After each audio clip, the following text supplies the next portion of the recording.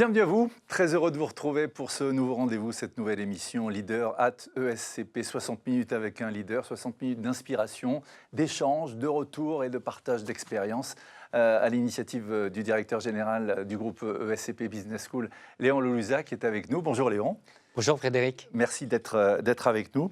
Le principe, vous le savez, des invités prestigieux qui viennent parler en toute proximité de leur vision du leadership et de leur vie à la fois personnelle et professionnelle.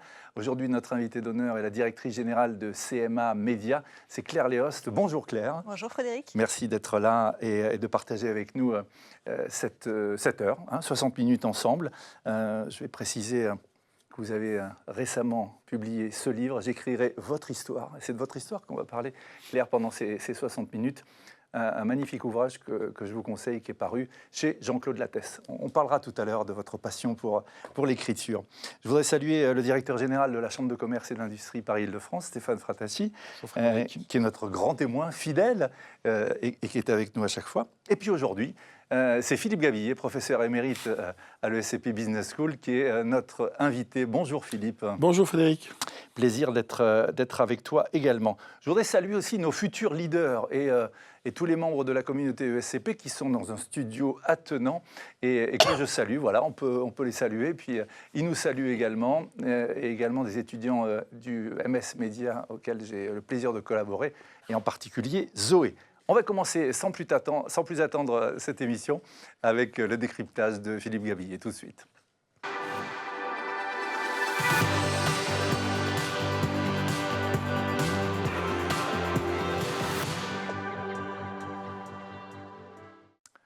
Philippe, merci d'être avec nous. C'est l'attention à l'autre qui vous caractérise et qui depuis toujours vous fait avancer.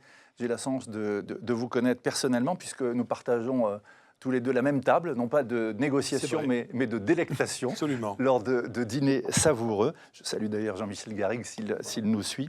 Alors aujourd'hui, au menu, plus qu'un mot, c'est une envie, un chemin qui vaut la peine d'être pris, c'est l'optimisme. Et c'est vrai que dans le secteur des médias, ça n'est pas Claire qui me contredira et qui nous contredira. L'incertitude est là. Facile de rester optimiste ? Bon, disons que tout dépend de ce qu'on va entendre par optimisme. Au niveau du trait de caractère, il y en a qui le sont, d'autres qui le sont moins. C'est quelque chose dont chacun de nous est porteur. Mais cet optimisme-là, l'optimisme du clinicien, ce n'est pas le plus intéressant. Ce qui est plus intéressant, ça va être l'optimisme de l'homme ou de la femme d'action, du stratège, c'est-à-dire une posture face à la réalité. Et d'ailleurs, moi, une fois pour toutes, j'ai décidé d'arrêter avec les définitions qui venaient du dictionnaire ou des dictionnaires de psychologie. Maintenant, quand on me dit, mais alors, pour vous, l'optimisme, c'est quoi ? Je dis, écoutez, c'est très simple. Hein. Un optimiste ou une optimiste, c'est quelqu'un qui, dans les différents domaines de sa vie, a fait une bonne fois pour toutes le choix de l'espoir et de la volonté contre la peur et le doute. Voilà. Et à partir de là, on va trouver des chemins et des voies, non pas d'ailleurs uniquement pour être optimiste soi-même, ce qui en soi est intéressant, parce que dans le fond, on vit mieux. Mais le véritable enjeu aujourd'hui, c'est qu'un nombre croissant de citoyens, de responsables, je dirais, comme je dis, ils ont charge d'état d'âme. C'est-à-dire qu'ils ont ou elles ont vraiment la responsabilité d'être, en tout cas, sinon des relais, en tout cas des diffuseurs, des inspirateurs d'optimisme. Parce que simplement, comme je dis souvent, si vous ne pensez pas que l'optimisme est l'une des clés de la réussite et donc du leadership, si vous avez un doute, écoutez, il n'y a aucun problème, vous choisissez le pessimisme et on en reparle. Voilà, je ne peux pas mieux dire.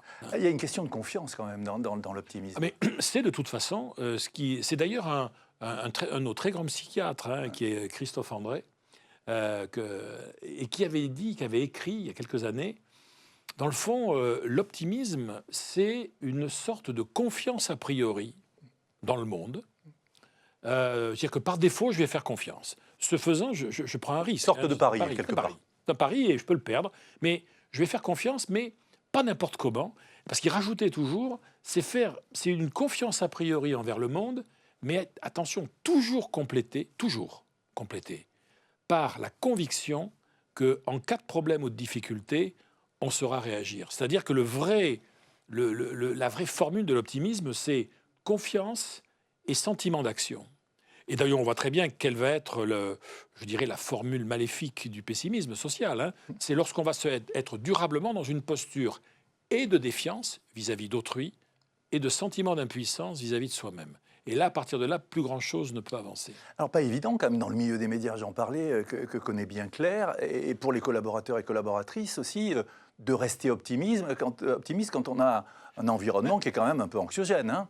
L'environnement étant anxiogène, ce qui serait dangereux, ça serait ce qu'on pourrait appeler l'optimisme radical. Alors, il y a une distinction, moi, que j'ai eu l'occasion souvent de faire, entre le but et le chemin. Il y a des gens, c'est des optimistes de but. Ils vont dire, on va gagner. Bon. D'autres, malheureusement, sont des pessimistes de but. Ils vont dire, on est fichu, on va perdre. Et puis, il y a les optimistes de chemin. Ils vont dire, ça va bien se passer, ça va être facile. Puis, il y a les pessimistes de chemin qui vont dire, ça va être compliqué, on va en baver. Il est clair que la posture d'optimisme radical, c'est-à-dire optimisme de but et de chemin, on va réussir et ça va être facile, dans les temps d'incertitude, cette posture, non seulement n'est pas adaptée, mais n'est même plus crédible. Je passerai rapidement sur la posture dépressive, hein, c'est-à-dire pessimisme de but et de chemin, c'est-à-dire on va échouer, on va souffrir. Bon, alors là, on va... En revanche, ce qui est clair, c'est que la posture la plus à même de déclencher un réflexe de... parce qu'en fait, on parle de leadership, mais moi, tu connais mon idée sur le sujet. Je pense que le leadership, c'est d'abord avant tout un followership. C'est une capacité à être suivi par d'autres acteurs sociaux, d'autres gens, le long d'un chemin. Et pour ça, quand les temps sont compliqués, quand les temps deviennent difficiles, on n'a pas vraiment le choix. On ne peut pas négocier sur l'optimisme de but. Bien sûr qu'on va gagner. Bien sûr que vous allez survivre à ce drame. Bien sûr que vous retrouverez un jour un emploi, vous retrouverez l'amour. On ne discute pas sur le but. On est optimiste de but, mais il faut savoir être pessimiste de chemin. Ça va être compliqué, ça va être difficile. Il y aura peut-être des choses, des embûches, des pièges, des ralentissements, des embûches. Voilà, c'était... en fait, c'est ce qui crée cette notion de pessimisme défensif. On retrouve une très jolie définition du pessimisme défensif dans Beaumarchais, dans la pièce, sa plus célèbre pièce, qui est Le Barbier de Séville, où il fait dire à un moment donné à un personnage, vous savez, à tout prendre, monsieur, je préférerais toujours craindre sans raison plutôt que m'exposer sans précaution. C'est exemple typique d'un pessimisme défensif et donc en fait d'un optimisme responsable. Alors, quand on veut tendre vers la réussite, puisque c'est le but de tout leader et de tout collaborateur ou collaboratrice, il faut quand même baliser ce fameux chemin, Philippe. Oui, il faut le baliser, sachant que les éléments clés qui font... on n'attend pas qu'un leader soit un homme ou une femme qui passe son temps à dire « mais non, tout va bien, on maîtrise tout ». Bon. Ce que l'on attend, c'est quelques réflexes de base, mais c'est vraiment des choses de la vie quotidienne. C'est pour ça que moi, je dis souvent, tout le monde est optimiste sans le savoir. Il y a deux, trois postures qui sont les postures fondamentales de l'optimisme mental, cognitif.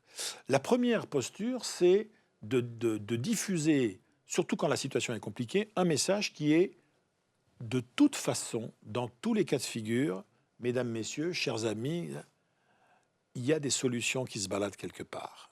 L'amélioration est toujours possible. Je ne dis pas qu'elle est facile, je ne dis pas qu'elle est certaine, je dis qu'elle est possible. Voilà. Ça, c'est le premier point. Ça, c'est le premier point. Le deuxième point, c'est si on est dans la situation où l'on est, c'est qu'il y a bien évidemment des difficultés. Donc il y a des choses qui ne vont pas. On ne va pas autant les regarder en face et se dire que peut-être que ce qui nous en apprend le plus aujourd'hui, c'est là où ça continue de bien marcher. Les forces, on a rarement vu une entreprise, une organisation, un pays réussir en prenant appui sur ses carences. Donc voilà, essayons de voir là où ça fonctionne bien et surtout qu'est-ce que ça nous apprend. Et la troisième, c'est de dire il n'existe rien en dehors du passage à l'action. Si on avait à voir, il vaut mieux faire un passage à l'action qui va parfois peut-être déboucher sur peut-être une erreur ou quelque chose, mais au moins faire des choses. Tu sais, c'est dans Hamlet, où Shakespeare fait dire au personnage d'Hamlet la fameuse célèbre « to be or not to be ». Mais ça date d'il y a plusieurs siècles. Aujourd'hui, dans les années 2026, on n'est plus dans l'ère du « to be or not to be ». On est rentré dans l'ère du « to do or not to be ». Faire ou ne pas être. Passer à l'action ou renoncer à devenir ce qu'on aurait mérité de devenir, et en particulier collectivement d'ailleurs. Just do it, on va dire. Hein. Merci beaucoup. Merci Philippe pour ce témoignage sur l'optimisme. On va maintenant écouter avec beaucoup d'attention le décryptage de Stéphane Fratacci.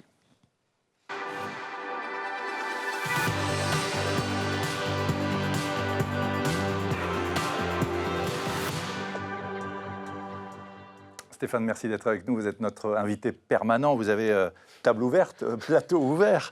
Merci Frédéric. Et c'est un privilège de vous avoir eu votre double expertise à la fois dans le public et le privé, au service de l'État, de la France en tant que préfet, et puis à la tête de la Chambre de commerce et d'industrie Paris-Île-de-France. C'est 8 départements. Et votre témoignage est toujours éclairant. On va parler du temps, parce qu'en préparant cette émission avec notre invité d'honneur Claire Léos, c'est vrai qu'on a parlé de cette rapidité, on l'évoquait avec Philippe à l'instant, cette accélération. Et dans le leadership, dans les médias, les enjeux de temporalité, évidemment, sont clés. Qu'en est-il de la sphère publique ? Alors, je ne sais pas s'il y a une sphère publique par rapport à ce cahier des charges, mais je trouvais très inspirant ce que nous disait Philippe il y a un instant à propos de la métaphore du chemin. Et il me semble que le temps, c'est à la fois une exigence de résultat, je vais y revenir, mais la question de l'impact et du résultat est peut-être encore plus attendue aujourd'hui parce qu'il y a une frustration du résultat de la sphère publique, je ne dis pas dans la sphère publique, mais de la sphère publique par nos concitoyens, par les partenaires ou les acteurs qui dépendent du public. Et le temps, c'est aussi un espace dans lequel on construit justement le faire, qu'on imagine le chemin et qu'on le parcourt. Alors, je me dis que l'optimisme doit être une inspiration, pour suivre la formule de Philippe il y a un instant. Et j'avais en moi, en l'écoutant, cette image qui est plus celle de chercheurs, de scientifiques, cette formule assez classique aujourd'hui, qui renvoie d'ailleurs à la méthode hypothéco-déductive, comme on dit savamment, c'est-à-dire la méthode, c'est le chemin suivi une fois qu'on l'a parcouru, c'est-à-dire qu'une fois qu'on sait réexpliquer comment il faut faire pour parvenir au résultat. Ouais, alors je pense que la différence, en tout cas, entre le leader et le spectateur, celui qui doit faire, c'est qu'il a besoin de visibilité. Et donc, il doit regarder un peu au-delà des premiers pas qu'il va franchir dans le chemin. Et que cette visibilité-là, cette vision, il doit la partager avec ceux qui suivent et ceux qu'on embarque. Je pense que c'est également très vrai, mais on écoutera Claire tout à l'heure, dans le monde de l'entreprise. Il faut savoir montrer une ligne d'horizon, pas cette ligne qui s'éloigne au fur et à mesure qu'on s'en approche, mais une ligne qui fixe la marche à suivre, le chemin à parcourir. Et que dans le même temps, il faut tenir l'énergie, la mobiliser pour délivrer du résultat et du résultat qui soit quantifié. Donc derrière cette exigence du temps, je vois bien se matérialiser le besoin de résultats et donc quelque part une sorte de trilogie qui passe par la définition des objectifs, de synthèse entre la vision et la visibilité qu'on donne parfois dans le brouillard du contexte présent. C'est ensuite la mesure, les instruments de mesure qu'on a, parce qu'ils vont permettre le pilotage, en fait, hein, c'est ça. Et oui, c'est le pilotage, mais c'est aussi l'évaluation. Ouais. Je pense que un des manques cruciaux du monde public, c'est cette capacité d'évaluer au fur et à mesure ce qu'on construit, de le mesurer, pour rendre des comptes et corriger la trajectoire chaque fois que nécessaire, et pas d'attendre de passer à un autre objectif, à un autre cap, à une autre ambition. Donc la vision, la mesure, l'évaluation, et puis au-delà de ça, la capacité de rendre des comptes. Alors dans le monde privé, on rend des comptes aux actionnaires, on rend des comptes aux collaborateurs, on rend des comptes aux parties prenantes. Et je pense que dans la sphère publique, on a évidemment les exigences de l'article 14 et l'article 15 de la Convention, de la Déclaration des droits de l'homme et du citoyen, c'est-à-dire effectivement tout agent public au sens large doit rendre des comptes de son action devant ses concitoyens. Je crois que c'est une devise qui doit être une forme de boussole, de direction cardinale pour cette action publique et qui résume, je pense, une partie du chemin à parcourir. La boussole, le cap. Alors, cette action publique, elle s'inscrit dans le temps long. Il y a des enjeux, Stéphane, de stabilité, de durabilité, hein, évidemment. C'est le paradoxe et c'est en même temps la contradiction permanente de certaines actions publiques, c'est-à-dire l'exigence externe, qui est celle que autrefois les médias, les chaînes en continu en particulier, mais aujourd'hui les réseaux sociaux renvoient en permanence, d'ailleurs avec des faits mais aussi des fausses informations, et qui sont une sollicitation permanente pour les décideurs publics. Il s'agisse évidemment de l'échelon politique, mais aussi de celles et de ceux qui, dans des opérateurs, dans des administrations, tout simplement dans des collectivités, ont des comptes à rendre de leur action, et qui vient bousculer d'une certaine manière leur action, et qui perturbe la construction d'une politique de temps long. Si je dis les choses autrement, une politique publique, ça doit avoir effectivement des objectifs clairs, mesurables et évaluables, mais ça doit aussi se donner le temps de se construire. Et je pense que ce dialogue, j'aime pas dire cette pédagogie, mais cette compréhension par nos concitoyens de ce que la politique publique se construit dans le temps, alors sans doute plus vite qu'on a coutume de le faire dans d'autres pays, parfois en Europe, mais dans notre pays, plus vite, mais en se donnant l'espace de temps de la réaliser sans arrêt donner le coup de barre, et je ne dis ni dans une direction ni dans une autre, mais qui déstabilise le cap du navire, qui perturbe Les équipes, hein. les équipes Ouais. et qui contribue à détériorer le résultat attendu. Donc on a besoin de durée pour que l'action produise des effets. Et dans le fond, c'est une façon de, je ne dis pas démythifier, mais revisiter cette espèce de dogme de la décision publique. J'ai décidé, il ne se passe rien. En réalité, décider, c'est aussi mesurer, prendre le temps de la mesure de l'impact de ce que l'on attend, de sa faisabilité, et donc de pouvoir faire une annonce qui soit une annonce vraiment l'amorce d'une réalisation publique. Voilà. Je résume ça de façon très pragmatique, mais je crois beaucoup dans les espaces que j'ai connus, qui sont parfois territoriaux, d'opérateurs, parfois de ministères, à la jonction entre le politique, le concret, l'économique et parfois le régalien. Je crois beaucoup à cette distinction des temps et des choses à faire, et avec cette exigence de mesure et de rendre compte de l'action. Voilà, juste équilibre, hein, on l'a vu, hein, donc la vision, la mesure et puis la accountability, comme on dit en bon franglais. Bon français. Voilà, exactement. Ce que j'ai essayé de ne pas dire, cher Frédéric. Absolument.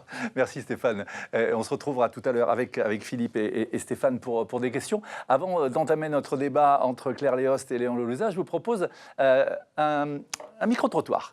On a demandé aux étudiants du Master Média, chère Claire, comment ils s'informaient et comment ils considéraient les médias aujourd'hui. On va les écouter et puis on réagira juste après. À tout de suite.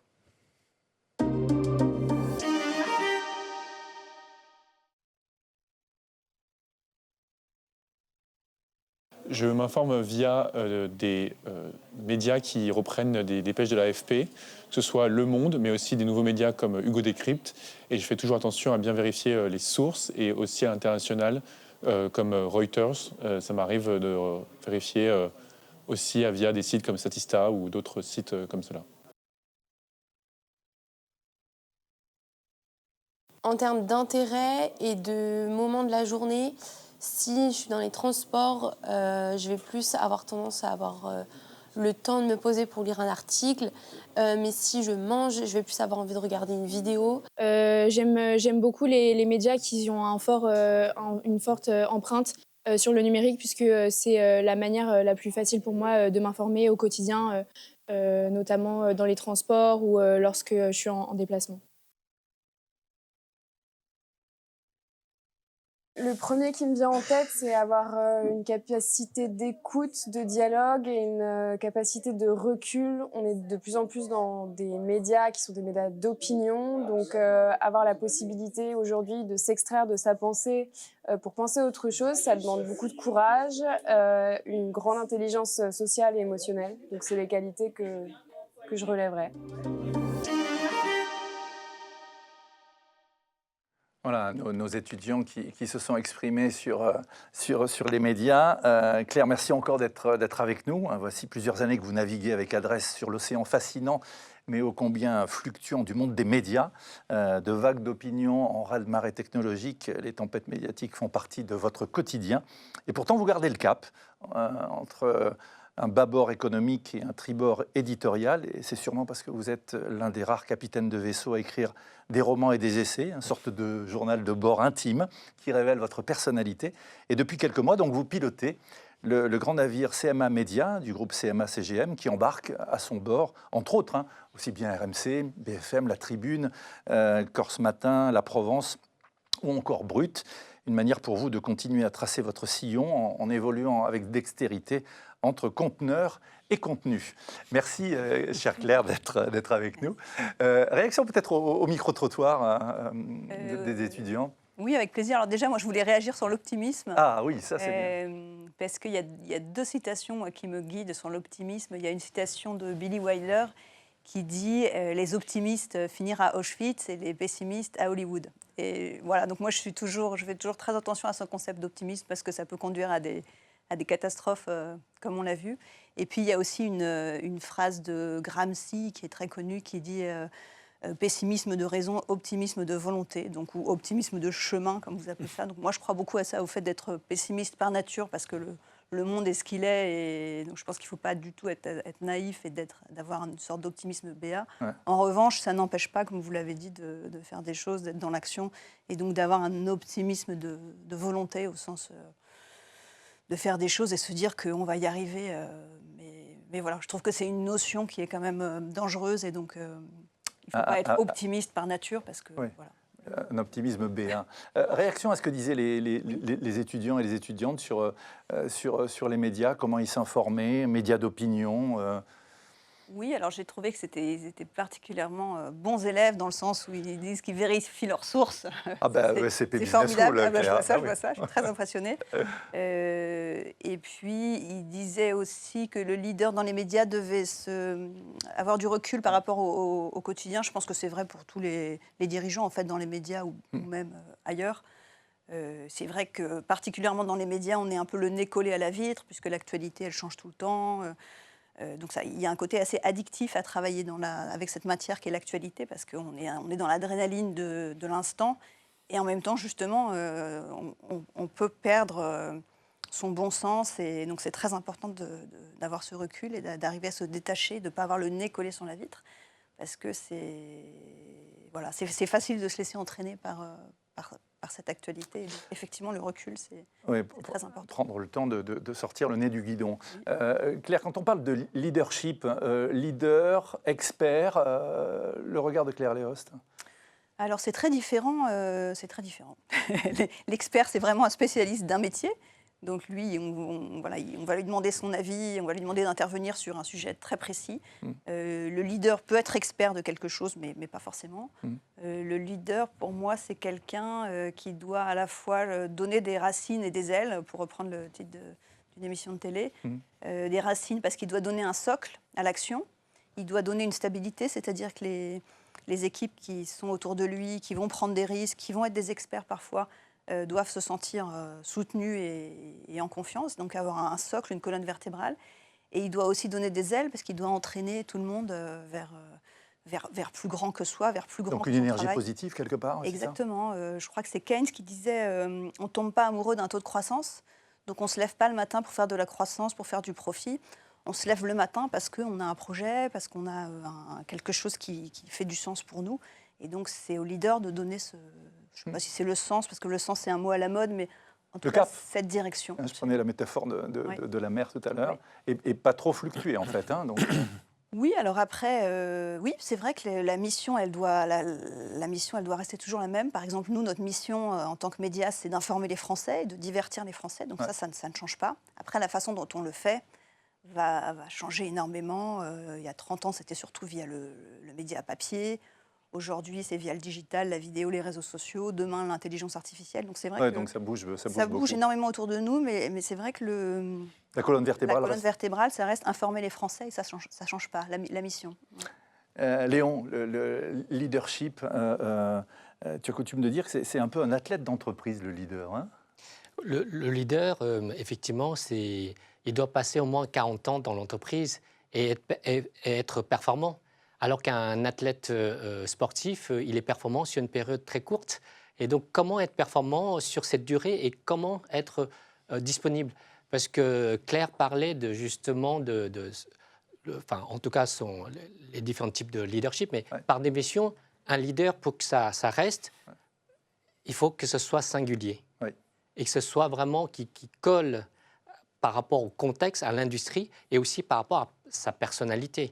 Et je crois que par rapport à Claire, justement, c'est au-delà de cette performance d'entreprise, pour durer, elle est une leader transformationnelle. Elle est une leader authentique. Ça, en tout cas, c'est des mots par rapport aux théories du leadership, on voit clairement. Mais il y a plus que cela, parce que c'est sa singularité. et dont sa singularité, c'est de faire en sorte qu'on embarque tout le monde. Bonne énergie, donc, en fait. Hein. Une excellente énergie. C'est même plus qu'une énergie émotionnelle, positive. C'est vraiment dire que finalement, on capte l'énergie et on transmet l'énergie tous ensemble et on avance tous ensemble. Je crois que ça, c'est quelque chose que Claire, elle va probablement nous dire un peu son secret de la bonne énergie. Alors, cette bonne énergie, justement, Claire, tu l'insuffles aux équipes. Hein, tu viens de prendre tes fonctions chez CMA Média il y a quelques mois maintenant. Donc, il y a eu cette prise de poste. On en parlait tout à l'heure avec Stéphane, les temporalités, le temps long, la vision, et puis en même temps le pilotage du quotidien. Qu'est-ce qu'on fait quand on prend un poste, quand on devient leader dans une autre entreprise? Tu étais chez Lagardère Média, où on s'est connus d'ailleurs, et maintenant chez CMA Média. Alors, quand on arrive dans un poste, d'abord, on observe. On observe parce que on arrive dans un organisme qui est déjà constitué, qui a des règles de fonctionnement, des habitudes. Donc, je pense que c'est très important de se mettre dans une posture d'écoute, d'une posture d'humilité, d'écouter, de comprendre, d'observer. Surtout qu'en général, quand vous arrivez, les gens qui sont là, souvent depuis longtemps, sont beaucoup plus experts que vous. Donc votre rôle, ce n'est pas de devenir plus expert que les experts qui sont là et qui font déjà très bien leur travail. Donc on ne va pas vous demander d'être un super expert en plus de tous ceux qui sont là. Donc vous devez apporter autre chose. Donc observer, c'est aussi prendre le temps de voir ce que vous allez apporter. Pas se précipiter. Hein, donc, exactement. Et ce qui est bien, c'est que quand vous arrivez quelque part, finalement, vous arrivez avec tout ce que vous êtes, tout ce que vous avez appris. Et ça, on ne peut pas vous le retirer. Mais vous aussi, vous allez apprendre énormément, puisque nouvelle industrie, nouvelle équipe. Et donc, je pense qu'au début, il faut observer pour voir justement où on va mettre son énergie, où est-ce qu'il y a des problèmes. Par exemple, ça peut être une équipe qui est très stressée parce que des mauvais résultats, parce qu'il y a des gens qui ne s'entendent pas entre eux, parce qu'on n'a pas pris la bonne direction. Donc, il faut vraiment prendre ce temps de comprendre ce qui ne va pas. Et ensuite, de voir où on peut mettre son énergie et où est-ce qu'on peut apporter quelque chose. Et c'est ça, en tant que leader, que vous allez apporter, c'est votre capacité à transformer ce qui existe. Donc c'est vrai que mon conseil, quand on arrive quelque part, mais je pense que c'est vrai partout, c'est de ne pas se précipiter et de ne pas vouloir tout de suite arriver avec ses équipes, tout changer, parce que vous pouvez passer à côté des problèmes, je pense. D'autant qu'au niveau technologique, ça n'arrête pas de bouger. Il y a des choses qui étaient vraies il y a 3-4 ans qui ne le sont plus aujourd'hui. Hein. Oui, c'est vrai que les médias, c'est une industrie qui est bouleversée, disruptée, comme on dit maintenant en franglais. Tous les ans, tous les 2 ans, il y a quelque chose de nouveau qui arrive. Alors, il y a eu Internet, il y a eu les téléphones, il y a eu les réseaux sociaux. Aujourd'hui, c'est l'IA. Donc finalement, on n'a pas le temps vraiment de digérer, d'absorber une révolution, qu'il y en a une nouvelle qui arrive. Et donc, voilà, il faut avoir cette capacité de s'adapter très vite et de faire des virages parfois rapides. Ouais. Ouais. Et tu disais, Claire, d'ailleurs, qu'on parlait beaucoup de métavers il y a quelque temps. Oui, tout à fait. Alors oui, ça c'est un autre sujet, c'est que parfois on veut absolument embrasser des nouvelles technologies. Donc à un moment, la mode, c'était le métaverse. Donc si vous n'étiez pas dedans, vous pouviez passer pour un ringard. Donc il y a certains qui ont acheté des terrains dans le métaverse. Et d'ailleurs, Facebook s'est rebaptisé Meta avec cette mode du... Et ensuite, ça a été balayé par l'IA générative que personne n'avait vu venir. ChatGPT, personne ne l'avait vu venir.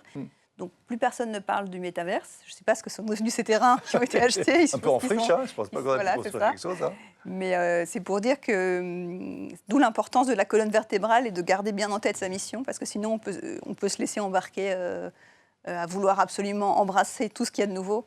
On peut se laisser embarquer par des fausses idées ou... Claire, vous étiez patronne il n'y a pas si longtemps de Prisma Média, chez Vivendi.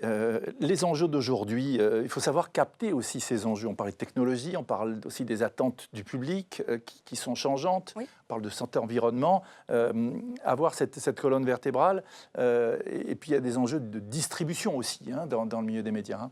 Oui, c'est vrai qu'aujourd'hui, on a un phénomène dans la télévision qui est que les jeunes regardent de moins en moins la télé linéaire, ce qu'on appelle la télévision linéaire, qui est la télévision de nos grands-parents ou de nous encore. Et donc, il faut aller chercher les jeunes là où ils sont, c'est-à-dire sur YouTube, sur les réseaux sociaux. En fait, ils consomment beaucoup de vidéos, ils n'ont jamais consommé autant de vidéos, mais pas du tout sur la télévision de nos grands-parents. Donc, on est obligé de diffuser nos contenus, de produire des contenus qu'on diffuse partout.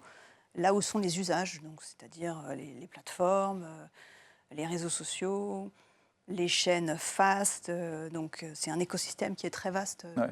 Ouais. Donc stratégie un peu d'hyper-distribution quelque part. Exactement. Ouais. Léon, par rapport à ce que dit Claire sur la stratégie, avoir une vraie stratégie, c'est un peu, quand on est leader de SCP Business School, avec l'historique qu'on a, là aussi, nécessité d'avoir une vision, d'avoir une stratégie qui ne bouge pas tous les 4 matins, en fait. Hein. Il faut d'abord, si tu me permets, d'avoir un prérequis. Le prérequis, c'est d'abord dire qui nous sommes, c'est-à-dire la raison d'être. Quelle est notre raison d'être ? Depuis 207 ans, comme tu sais, de l'ESCP, notre raison d'être n'a pas bougé. C'est inspirer et servir notre société. Donc, en disant cela, effectivement, il y a des facteurs de contingence, parce qu'on évolue par rapport au contexte. Et moi, je vais faire comme Philippe. J'ai ma propre définition de la stratégie. La stratégie, c'est changer les règles. Au moins, si on touche à une des 4 dimensions, la première dimension, évidemment, c'est le modèle économique. C'est-à-dire, quel est notre modèle économique pour se différencier? La deuxième chose, c'est quelle est notre proposition de valeur pour se différencier? Oui, la valeur ajoutée, en fait. Exactement. La troisième, quelle est la différenciation fondée sur la chaîne de valeur? Et le quatrième, c'est comment disrupter, Claire parlait de la disruption de notre secteur d'activité par rapport aux règles implicites. Donc, si on touche à une de ces 4 dimensions, là, on a fait une bonne stratégie. Mais surtout, une bonne stratégie, c'est l'exécution. Donc voilà, c'est pour ça que c'est important parce que dans chaque secteur, dans le secteur de l'éducation, évidemment, il faut qu'on enseigne, qu'on transmette les meilleures connaissances, les meilleures compétences, qualités, etc. Mais toutes les grandes écoles, les universités font ça. Mais quelle est notre différenciation? Et c'est la raison pour laquelle il faut regarder ces 4 dimensions et aussi l'exécution. Le SCP Business School avec ce rendez-vous leader à ESCP. Merci de nous suivre toujours plus nombreux pour ce 3e rendez-vous. Je remercie encore toute la communauté ESCP qui est dans le studio juste à côté avec des étudiants et qui nous suivent avec beaucoup d'attention. Claire, leadership dans un milieu concurrentiel, on ne peut pas trouver plus concurrentiel que le secteur des médias. Ouais. Donc tu es allé dans ce secteur-là, tu savais ce à quoi tu t'attendais. Je voudrais qu'on revienne sur la différenciation et avec un exemple qui m'a toujours frappé. Quand tu étais patronne de Prisma Media, ce que tu as choisi de faire, un pari sur un magazine. Hein, je reviens sur le pari qu'évoquait tout à l'heure Philippe. Oui, en fait, quand je suis arrivée chez Prisma Media, c'était un groupe de presse qui était présent dans tous les domaines, donc les femmes, l'actualité, le people, mais pas le luxe. Et moi, je venais du magazine Elle, où donc je savais qu'on pouvait gagner énormément d'argent dans ce secteur du luxe. Et donc, j'ai proposé qu'on lance Harper's Bazaar, qui est un magazine de mode qui existe dans 33 pays, mais pas en France, bizarrement, alors que la France est la capitale du luxe et de la mode. Et donc, à l'époque, tout le monde nous a déconseillé de le faire, en nous disant « mais vous êtes complètement Les pessimistes, hein, comme voilà, disait tout à l'heure Philippe, c'est ça. En nous disant que c'était lancer un magazine très beau, avec un très beau papier, de plus de 300 pages, à l'heure des réseaux sociaux, ça n'avait aucun sens et que voilà, c'était un pari fou. En plus, c'est vrai que c'était un magazine qui coûtait très cher à faire. Et c'est vrai que moi, en général, plus on me dit qu'il ne faut pas faire quelque chose, plus ça me stimule. Ça me stimule. Ouais. Parce qu'effectivement, j'ai remarqué que les gens, quand ils vous parlent de leur peur, ils vous parlent de leur peur à eux, en fait, finalement. Ils ne vous parlent pas de vous. Et donc, je pense qu'il faut vraiment suivre son intuition. Et quand on a une intuition forte, il faut y aller. Et après, quand vous êtes dans un projet, vous ne pensez pas à l'échec. Parce que souvent, on m'a dit « Ah oui, mais est-ce que vous étiez tétanisé par l'idée d'échouer ?» Et je crois qu'à aucun moment, on a pensé qu'on allait échouer. À aucun moment, parce qu'on était dans notre bulle, on fabriquait quelque chose. Et donc peut-être après... C'était une sorte de task force, hein, quelque part. Hein. Oui, et puis je pense que quand on est dans la création, on ne pense pas à l'échec, en fait. Sinon, on arrête de se lever le matin.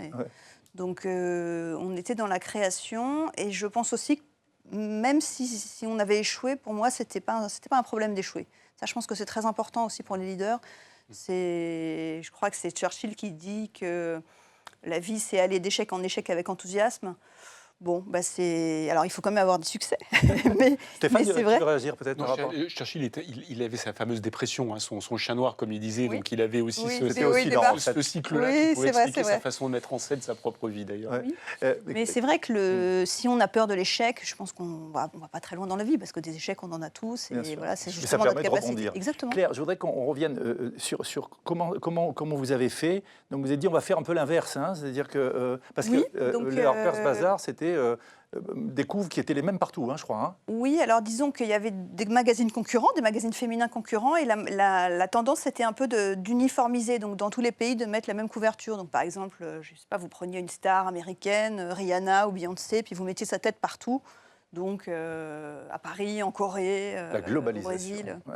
Et nous, on a fait exactement l'inverse. Au lieu de reprendre des contenus des autres pays, on a dit on va créer 100% de notre contenu pour la France avec des photographes français, des mannequins français, des acteurs, des actrices français. Donc, et ça nous a aidés parce que c'était assez simple à comprendre en fait, qu'on avait un positionnement différent. Donc, Et ça a cartonné, on avait des chiffres. Ça a bien Ça marché. marche toujours. Hein, je pense que c'était aussi une question de calendrier. On l'a lancé au bon moment. Le marché du luxe allait très bien à l'époque. C'était après le Covid. Donc aujourd'hui, ça serait plus compliqué, je pense. Donc il y a une rapidité histoire d'exécution, en fait. Oui, il y a une histoire de calendrier, de trouver les bonnes personnes. C'est vrai qu'on a trouvé très vite les bonnes personnes qui étaient disponibles. Et ça, c'est très important. La bonne idée, donc, qui n'existe pas, qui est différente. Alors, ce n'est pas forcément une idée révolutionnaire, hein, dire on va faire des contenus français au lieu de reprendre des contenus de partout. Ça n'a rien de révolutionnaire, mais c'était simple à expliquer. Et puis après, il faut un peu de chance, mais voilà. Et effectivement, il faut aller vite. Oui, c'est vrai que si nous, on a commencé à travailler dessus en octobre, on a lancé en février. Sinon, après, l'énergie, elle retombe si vous attendez trop. La rapidité d'exécution, Léon, et les facteurs de succès, quand on veut faire la différence dans un univers très concurrentiel, c'est la même chose pour les écoles de commerce. Il y a beaucoup d'écoles de commerce. Il faut faire la différence. C'est le positionnement, en fait. Hein. C'est le positionnement. Moi, au-delà du pari, pour moi, c'est l'intuition et la conviction. L'intuition suggère en fait une voie, une direction. Et la conviction engage justement la trajectoire. Et donc, c'est ce qu'a fait Claire. Et justement, par rapport à cette vitesse, on parlait de cette temporalité, Stéphane, sur ça. Pour moi, le mot, c'est la célérité. En fait, c'est la vitesse maîtrisée. Donc, il faut... Alors, parfois, il est urgent d'attendre. Et parfois, il faut décider. Et donc, c'est ça, c'est notre jugement, notre discernement qui va permettre justement cette vitesse d'exécution rapide, mais avec justesse. Alors, il y a quelque chose, Léon, que tu as lancé avec l'intuition et puis surtout avec cette rapidité d'exécution, c'est l'Extension Tool. C'est un bon exemple, ça. Alors, c'est vrai que... Alors, moi, je n'ai rien inventé. Je me suis inspiré des meilleures universités américaines. Quand, en 2014, j'ai eu la chance d'être à Harvard Business School. Et là, j'ai découvert qu'au-delà de l'université d'Harvard, il existe Harvard Extension School. C'était des cours du soir, finalement. C'est un peu le cours du Conservatoire national des arts et métiers. Et je me suis dit, bon, le problème, le business model, justement, on parlait des modèles économiques, c'est qu'il faut avoir les professeurs et puis les salles de classe le soir. Et je dis, mais à l'ECP, on a des ressources limitées, donc il faut trouver un autre moyen. Et là, grâce aux nouvelles technologies émergentes, on fait la disruption, c'est-à-dire on fait des cours en ligne de manière très interactive, à la fois cours enregistrés, mais également cours en direct et avec des projets.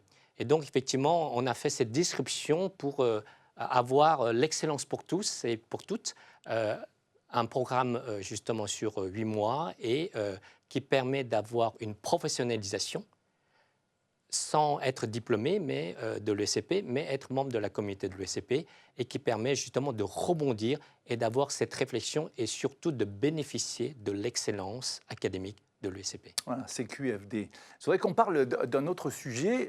Quand on est leader, on a des concurrents, des compétiteurs, Claire. Leadership et stratégie d'alliance. Tu commençais à en parler tout à l'heure, hein, avec cette stratégie d'hyperdistribution. Il y a eu un accord qui a été scellé entre CMA Média et YouTube. On va dire, mais quelle idée et pourtant... Oui, alors c'est l'idée justement qu'il faut absolument qu'on touche les jeunes qui ne regardent plus la télé en linéaire. Donc on a regardé où étaient les jeunes, et ils sont beaucoup sur YouTube.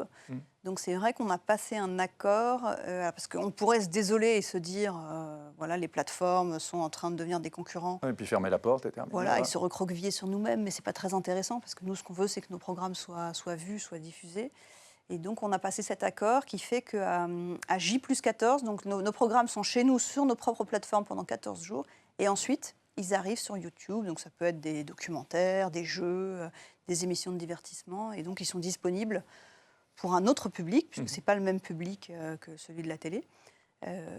Alors comment on vend cette stratégie en interne? Parce que le leader aussi, avec son intuition, avec son envie, avec la prise de décision, doit quelque part faire adhérer pour que tout le monde suive les followers dont parlait tout à l'heure Philippe. Oui, oui. Alors là, c'est vraiment un mouvement de bascule de tout le marché télé. Nos concurrents ont fait des accords avec Netflix, avec Amazon Prime. Donc il y a vraiment cette idée que il y a une concurrence sur les contenus, il y a de plus en plus de contenus et il y a une bataille pour les diffuser, pour les distribuer, pour qu'ils soient vus.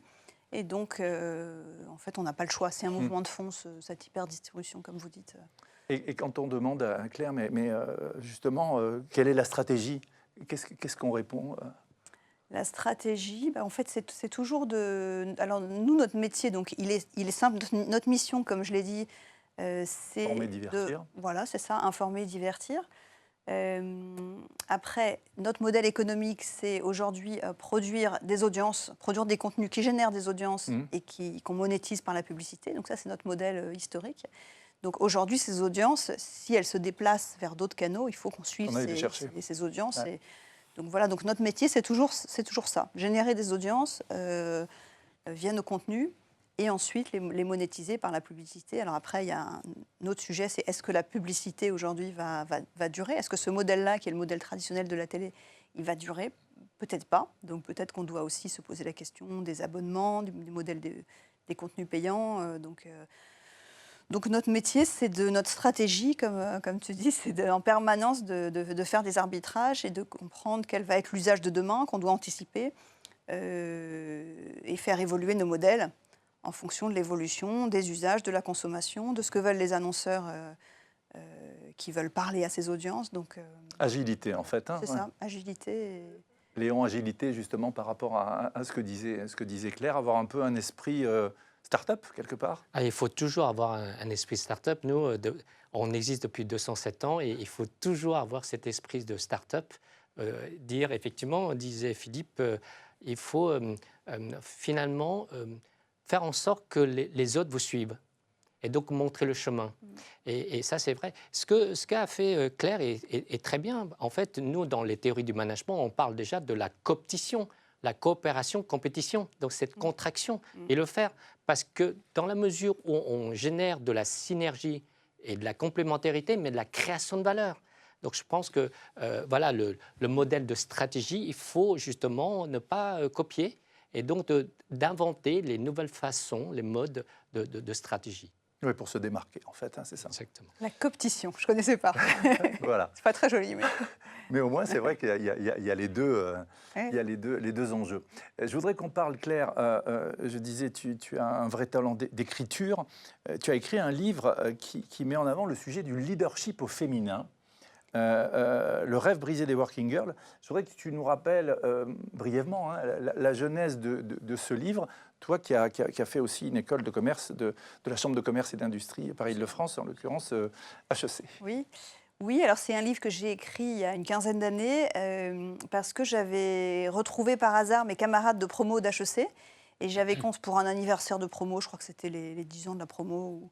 Et j'avais constaté que autant les garçons avaient tous à peu près réussi. Alors à HEC, il faut savoir qu'on était 50% de filles, 50% de garçons. Donc il n'y avait pas de sujet de Monsieur Fratacci, qui a fait HEC aussi, confirme. Oui. Un peu plus tôt. Et donc la parité, c'était plus du tout un sujet pour nous à l'école. Vraiment, il y avait autant de filles que de garçons, des filles très ambitieuses. Et pourtant, quand je les ai retrouvées des années après, ça m'a frappé de voir que à peu près tous les garçons avaient très bien réussi. Soit ils avaient créé leur entreprise... soit ils avaient des postes importants. Et pour les filles, ça avait été beaucoup plus compliqué. Soit elles n'avaient pas les postes auxquels elles auraient pu aspirer, soit elles avaient carrément complètement arrêté de travailler. Donc là, tu te mets à et là, je me analyser. suis dit, mais voilà, pourquoi est-ce que si vite on en est là et pourquoi est-ce qu'on ne sera toujours pas la génération de l'égalité? Et en plus, moi, je voyais, en prenant des postes à responsabilité, qu'il y avait de moins en moins de femmes autour de moi. Que le CAC 40, il y avait très peu de femmes à l'époque, il y en avait une ou deux, je crois que ça n'a pas beaucoup changé. Non. Et donc, on n'arrivait toujours pas à percer ce plafond de verre. Et donc, j'ai interrogé toutes les filles de ma promo pour comprendre ce qui s'était passé entre le moment où on sort de l'école, où on est très ambitieuse, motivée, et puis 10 ans ou 15 ans plus tard, où on voit qu'on n'arrive toujours pas à être la émerger. génération de l'égalité. Et donc, j'ai compris qu'en fait, il n'y avait pas une cause qui faisait qu'on échouait. C'était vraiment une succession de mini-renoncements qui font qu'à la fin, il y a un écart important.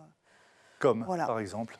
Par exemple, ça commence dès la sortie de l'école, où on voit qu'il y a un écart de salaire. Alors, je ne sais pas si c'est toujours le cas, mais à mon époque, quand on sortait d'HEC, il y avait déjà 15% d'écart de salaire entre les salaires des garçons et les salaires des filles. Quand on sort de l'école, il n'y a pas encore la maternité, les problèmes de double carrière, etc. Donc, il y avait le rapport à l'argent qui était un problème. Et par exemple, il y avait aussi 10 ou 15% de filles qui étaient embauchées en CDD à la sortie de HEC, alors qu'aucun garçon n'était embauché en CDD. Et en fait, chez les filles, il y avait ce côté bon élève, ce côté... Je ne vais pas la ramener, en fait.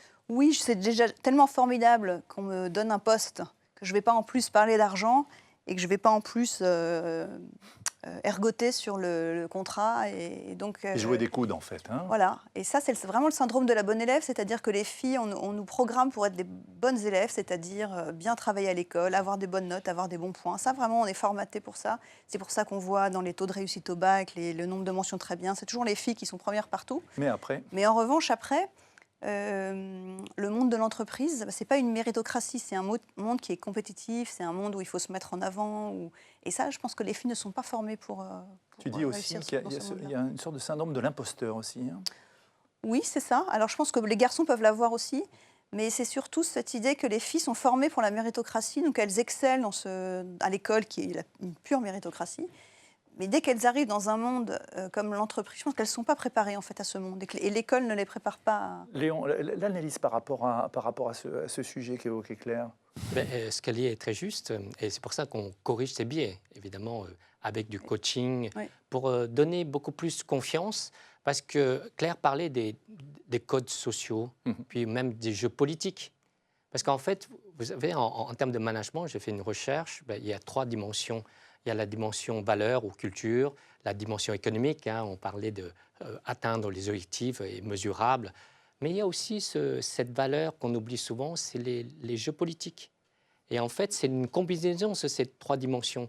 Et effectivement, les femmes sont moins habituées parce que les anthropologues en parlent, de cette culture de masculinité, c'est-à-dire d'agressivité, de l'audace, alors que les femmes, elles sont vraiment brillantes, mais elles n'osent pas. Et donc, c'est pour ça que nous, on dit, Claire parlait du différentiel des salaires. Eh bien, on dit non. Nous, à l'ECP, ou dans nos grandes écoles, on dit, mais vous pouvez gagner plus même que les hommes. Et donc, il faut vraiment montrer votre ambition. Ce n'est pas pour dire, justement, vous voulez ce que vous voulez et ce que vous souhaitez faire. Et c'est vrai que Claire parle aussi du problème des années antérieures, des plafonds de verre. C'est vrai, c'est compliqué, parce que ce n'était pas dans la culture encore. Et donc, c'est vrai que c'est en train de changer, parce que dans nos grandes écoles, on commence à les préparer, justement, pour aller au plus haut niveau, pas uniquement en tant que méritocratie académique, mais aussi parce qu'elles ont cette capacité à aller très loin, et tant mieux, je veux dire, d'avoir cette équité entre hommes et femmes. Voilà, donc ça, c'est très juste. Claire, je voudrais qu'on parle, avant de parler avec les personnes qui nous regardent et d'écouter leurs questions, qu'on parle du rôle de l'actionnaire. Quid du positionnement du leader? Alors, tu l'as eu quand tu étais chez Lagardère Active, peut-être un exemple à donner, et maintenant avec CMA, CGM, comment on se positionne? Alors, le premier objectif par rapport à l'actionnaire, c'est quand même de délivrer les résultats qui sont attendus. C'est-à-dire que voilà, il attend un certain niveau de chiffre d'affaires, de rentabilité, donc on est quand même garant des chiffres et de la bonne santé de l'entreprise, ça c'est la première chose. Et après, on est là aussi, je pense, pour incarner les valeurs de son groupe. Donc Moi, mon actionnaire, Rodolphe Saadé, c'est un armateur, comme tu l'as dit. C'est quelqu'un dont la devise, c'est relier les mondes. Parce ce qu'il fait en permanence avec ses bateaux qui traversent le monde, c'est relier les mondes, relier les continents. Et donc, nous, c'est ce qu'on essaye de faire dans les médias, à notre petit niveau. On essaie de faire que les gens puissent se parler, que les gens qui ne se parlent plus se rencontrent, débattent. On accueille tout le monde, toutes les opinions. Et on essaie d'être un lieu aussi de partage, d'échange. De liens et d'échanges et de nuances dans un monde qui est de plus en plus fragmenté. En plus, nous, on est au milieu on a le service public d'un côté, des médias du groupe Bolloré de l'autre, et on essaye d'accueillir tous les avis. Et en fait, notre objectif n'est pas de dire aux citoyens ce qu'il doit penser. Notre objectif, c'est de l'informer, de l'éclairer, de lui montrer les faits, et après, c'est à lui de se faire un avis, et c'est à lui de penser par lui-même. Mais on n'est pas un média d'opinion. Ouais. On n'est pas là pour... Et par rapport, pour en revenir à l'actionnaire, il faut être aligné, en fait, quelque part. Oui, complètement. Oui, c'est très important d'être... parce qu'effectivement, c'est des métiers où on prend des risques, on prend des décisions tout le temps. Et donc, il faut sentir aussi, par rapport à ce que je disais au début sur le socle et la colonne vertébrale, il faut sentir que son actionnaire, on est aligné, sinon on devient fragile. Et c'est là où on peut commencer à prendre des décisions un peu erratiques. Léon, l'actionnaire. Ah ben, c'est capital. Je veux dire, il faut qu'on soit aligné avec l'actionnaire. C'est quand même lui, enfin, je veux dire, qui doit guider notre gouvernance et valider notre stratégie aussi. J'écoute Léon parce qu'on a la chance d'être actionnaire à 99% de l'ESCP. J'écoute la manière dont il va le présenter. Non, c'est complètement. Et Claire a raison, parce qu'il faut que ce soit ce qu'on appelle un alignement stratégique. C'est normal, parce que, et même, je dirais, ça va depuis l'actionnaire ou les actionnaires jusqu'aux collaborateurs. Ouais. Je veux dire, ça c'est normal, parce que c'est comme ça qu'on a une convergence de buts. Je fais juste une petite incise, parce qu'on parle d'actionnariat. Alors, c'est que la Chambre de commerce a le bonheur d'avoir dans son périmètre dans le pôle éducatif. Dans le pôle éducatif, les 3 grandes écoles de commerce de management françaises, HEC, l'ESSEC qui est une association et le SCP. Et je dirais 3 choses, c'est-à-dire que en termes de raison d'être, si je puis dire, et d'organisation, les 3 sont à but non lucratif. Donc, il n'est pas interdit de faire des résultats positifs. Au contraire, on les encourage à cela parce que c'est ce qui permet d'investir et d'accompagner le développement, mais il n'y a pas de distribution de dividendes. C'est la petite nuance qu'on met, mais comme la question vient de façon récurrente, l'éducation coûte. Et en face, effectivement, il y a des scolarités accompagnées, il y a aussi des bourses. Et le SCP joue évidemment, comme les autres, un rôle exemplaire dans la prise en compte des besoins sociaux dans ce domaine, grâce aux fondations et à ses efforts en propre, comme le font HEC ou l'ESSEC. Mais la logique est quand même une logique, effectivement, de rapport à travers la gouvernance avec l'actionnaire. Puis le deuxième sujet que j'évoque, c'est que nous, on aime les 3 écoles. Et tout à l'heure, Léon parlait de différenciation. Je crois que c'est important, effectivement, de se dire que cette excellence-là, et à chaque fois, on attend avec impatience les résultats internationaux pour voir que tout le monde évolue très, très favorablement. Il y a une forme d'émulation. Mais on fait attention à ce qu'il n'y ait pas comment vais-je le dire, de similitude absolue, que chacun soit dans son essence, dans ce que vous disiez tout à l'heure, Claire, c'est-à-dire ses valeurs, le sens de l'identité, d'une certaine manière, la singularité de ce qu'est chacune de ces écoles. Donc on est un actionnaire à la fois très vigilant, très présent, mais attentif à ces singularités-là, parce que je crois qu'elles font la richesse de l'offre qu'on propose. Dans le fond, toujours avec un mot d'ordre qui est commun, qui est l'excellence. Il y a de la sélection, il y a de l'excellence, il y a des attentes dans les résultats, qu'ils soient d'ailleurs dans les classements ou économiques. Mais au-delà de ça, il y a l'envie d'accompagner les beaux investissements qu'on fait.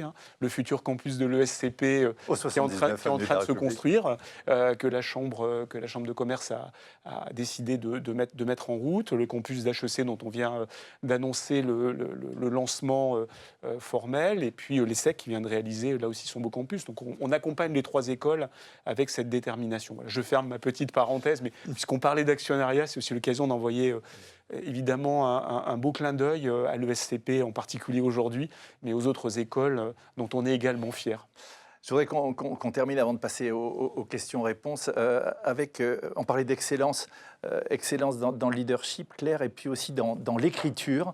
Tu as une singularité, on en parlait avec Stéphane Fradacci à l'instant, la singularité de vie, hein, leader et écrivain, avec cet ouvrage « J'écrirai votre histoire » qui est paru chez Jean-Claude Lattès. C'est venu comment, cette envie d'écrire, et qu'est-ce que ça apporte? Je pense que ça a toujours été là. Simplement, à un moment, je me suis dit que j'écrirais à ma retraite. Et quand j'ai vu combien de temps ça allait durer jusqu'à la retraite, je me suis dit, Je ne vais peut-être pas attendre. Voilà, donc Ouais. en fait, j'ai commencé il y a 15 ans. Et donc, j'ai réussi à effectivement, en parallèle de mes activités professionnelles et familiales, à écrire. Qu'est-ce que ça des apporte, livres. Claire? Qu'est-ce que ça apporte? Je pense que ça apporte beaucoup de recul par rapport à l'activité. C'est vraiment un monde intérieur qui est à l'opposé du monde des médias, où le monde des médias, on est tout le temps très exposé, c'est quelque chose de très social, avec beaucoup de monde tout le temps. Et le monde de l'écriture, c'est vraiment l'inverse. C'est un monde où on est seul, où on essaye au contraire d'enlever toutes les couches superficielles pour aller au On est face à profond. soi-même, hein, quelque part. Oui, on est face à soi-même et puis on essaye vraiment d'enlever tout ce qui est superficiel pour aller au plus profond, à l'essentiel. Donc c'est vraiment deux univers qui sont complètement opposés. Mais probablement ça donne beaucoup de recul, mais comme je pense pour nous tous, et quelle que soit l'activité qu'on pratique, d'avoir une vie intérieure, peut-être c'est un gros mot, mais d'avoir une autre vie que effectivement le travail. Je pense que ça enlève du stress, ça enlève de la pression. Et ça relativise, hein, voilà, avec ces deux vies. Donc, Exactement. Allez, on va terminer cette émission. C'est 60 minutes avec un leader, avec Claire Léost, la directrice générale de CMA Média, avec des questions.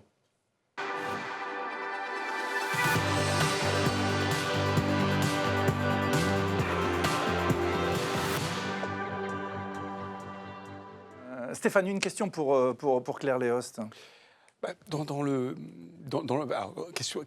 Question courte. Hein, dans ses fonctions d'aujourd'hui, avec cette inspiration que peut fournir l'écriture, c'est quoi le prochain défi auquel elle se prépare? C'est une bonne question. Alors moi, j'ai des défis très concrets, hein, c'est-à-dire faire progresser l'audience des chaînes de télé dont je m'occupe, des radios dont je m'occupe. Donc, c'est ça mon défi. Mes défis, je ne me projette pas tellement. En plus, effectivement, dans le monde des médias, on est quand même assez court-termiste. Et donc, c'est réussir à faire globalement progresser l'audience des chaînes, des radios dont je m'occupe. Donc, faire en sorte que les téléspectateurs et les auditeurs soient plus nombreux et soient contents des programmes qu'on propose. Et donc, et ça, pour moi, ça serait une joie, une fierté. Philippe, question pour Claire. Toi qui écris des livres aussi, hein, qu'est-ce que tu auras envie de demander à Claire? Moi, j'aimerais bien savoir, pour pouvoir réussir tout ce que vous avez réussi, et que vous allez continuer d'ailleurs à réussir, ça je ne me fais pas de soucis pour ça, est-ce qu'il y a quand même des choses auxquelles vous avez dû renoncer? Ah oui.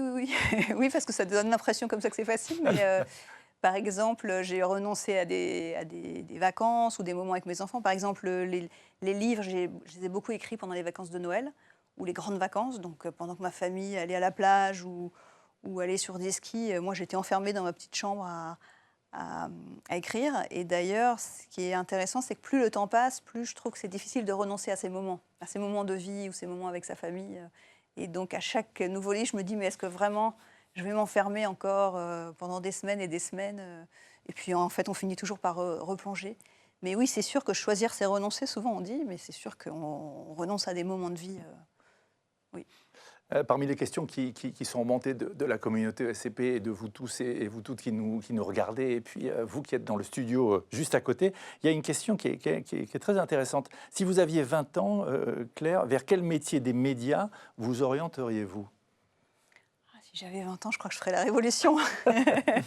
Vers quel métier des médias je me tournerais? Alors, c'est sûr qu'il y aura toujours besoin d'informations, parce que je pense que l'IA ne peut pas aller sous les bombes, l'IA ne peut pas aller en Iran, au Venezuela. Donc, dire que l'information va être remplacée par l'IA, ça, j'y crois pas du tout. Donc, probablement, je ferai du terrain. Mais comme il y a 20 ans, il faut commencer par le terrain, il faut aller parler à des vrais gens et avoir des galères de terrain, et c'est là où on apprend le plus. Et donc, je serai journaliste de terrain. De terrain. Peut-être une dernière question. Qu'est-ce que vous pensez de la concentration des médias en termes de pluralité? Ah oui, alors je pense que la concentration des médias, elle est nécessaire parce qu'aujourd'hui, malheureusement, ça devient tellement difficile de financer l'information que s'il n'y a pas des grands groupes, des milliardaires, comme on dit, derrière, c'est compliqué parce qu'il y a de moins en moins de Oui, c'est modèles des titres qui économiques ferment, viables. en fait. Hein, Voilà. En revanche, je ne suis pas tellement inquiète pour le pluralisme, en tout cas en France, parce qu'on voit sur les journaux, et je crois qu'il y a plus de 3000 magazines et journaux en France. Il y a des journaux de droite, de gauche, catholiques. Enfin, il y a une facilité d'accès au pluralisme dans les kiosques à journaux qui est immense. Et par ailleurs, sur les réseaux sociaux, on a accès à peu près à tout ce qu'on veut. Donc, je ne suis pas tellement inquiète. Je pense que la concentration va continuer. Mais je ne suis pas inquiète pour la liberté d'expression, surtout en France, qui est quand même le pays de la liberté d'expression. Et ça va continuer. Donc, oui, je ne suis pas inquiète pour ça. Claire, un grand merci. Merci. Merci beaucoup d'avoir été avec nous. Merci. Merci de ta fidélité. Je voudrais tous et toutes vous remercier pour ce 3e numéro. Claire Léost était notre invitée. Merci, cher Philippe Gabillier, d'avoir été avec nous. Merci Stéphane. Merci. Stéphane Tradachi qui reviendra évidemment. Je voudrais remercier Léon Louza qui est à l'initiative de cette émission et de ce rendez-vous. Merci, cher Léon. Merci Frédéric. Je voudrais remercier aussi Anaïs Ravé, Marianne Condé-Salazar, Sandrine Kieffer, Gueltas Joubin, Baptiste Gatien, toute la communauté ESCP Business School qui nous accompagne pour chacune de ces émissions, toutes les équipes formidables de Make My Day, en particulier Ludivine Lebrun et toutes les personnes très sympathiques qui l'entourent. Merci à vous toutes et à vous tous de nous avoir suivis. Vous qui êtes aussi dans ce studio juste à côté, merci d'être là. Merci à Amandine de nous avoir donné ce joli teint. Et puis Claire, donc le bouquin, je vous le conseille vraiment, hein, j'écrirai votre histoire. Et puis il va falloir écrire quelques mots sur notre livre d'or, chère Claire. À très bientôt pour un nouveau rendez-vous de Leader à ESCP.